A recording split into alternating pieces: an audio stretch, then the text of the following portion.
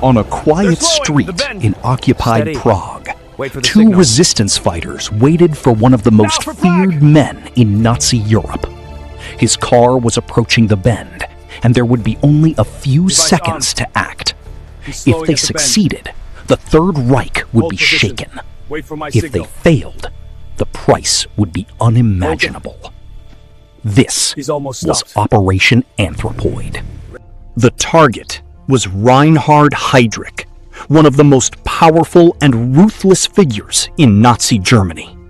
He was feared across occupied Europe and known as the Butcher of Prague.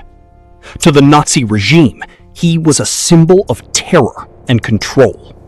To the resistance, he became a target whose death could prove that Nazi power was not untouchable. Far from Prague, the mission was shaped by the Czechoslovak government-in-exile, with support from British special operations.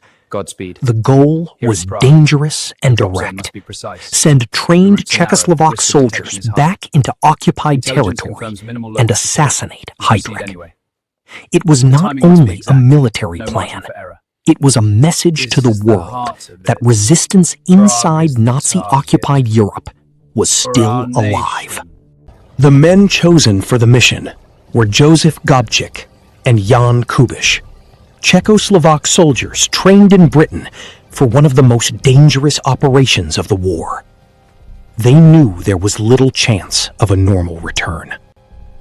But they also knew what the mission meant: a direct strike against fear, occupation, and Nazi authority in their homeland. In the darkness of winter, the operatives were parachuted back into occupied Czechoslovakia. Below them was not friendly territory, but a land watched by informers, patrols, and secret police. From the moment they landed, every step became dangerous. They had to hide, find contacts, protect their identities, and move closer to Prague without being discovered. In Prague, Gabčík and Kubiš could not survive alone. They depended on the Czech underground resistance, safe houses, secret couriers, coded messages, and ordinary people willing to risk everything.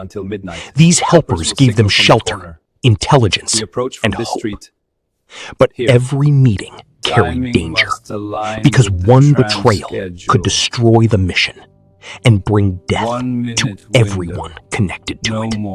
The resistance watched Heydrich's daily routine with patience and fear. He often traveled through Prague in an open-top Mercedes, showing confidence in his own power. At one sharp bend in the road, the car had to slow down. That small weakness became the center of the plan. The assassins would have one chance and no room for hesitation. On 27 May 1942, the moment finally came. Heydrich's car slowed at the bend, and Gabčík stepped forward with his weapon. But at the worst possible second, the gun jammed. For a moment, the entire mission seemed lost. Then Jan Kubiš acted, throwing a modified explosive toward the car and turning chaos into history. The explosion damaged the car and wounded Heydrich, but he did not die on the street. At first, it seemed possible that he might survive. But his injuries became worse, and within days, infection and complications took his life. Operation Anthropoid had achieved its goal. One of Nazi Germany's most feared men had fallen in occupied Prague. The Nazi response was brutal and terrifying. Prague was searched, suspects were arrested, and the occupation became even more violent. Entire families and communities were punished. The village of Lidice was destroyed in retaliation, becoming one of the darkest symbols of Nazi revenge. The mission had succeeded, but the cost paid by innocent people was horrifying. after betrayal exposed their hiding place. The assassins and their comrades were surrounded inside the church of St. Cyril and Methodius in Prague. Outnumbered and trapped, they fought against overwhelming forces. Smoke, gunfire, and desperation filled the church and crypt. They knew escape was almost impossible, but surrender was not the ending they chose. Operation Anthropoid became one of the boldest resistance missions of World War II.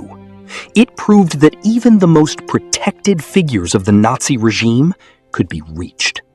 The mission brought terrible consequences, but it also left a legacy of courage, sacrifice, and defiance. In occupied Prague, a small group of people dared to strike back against tyranny.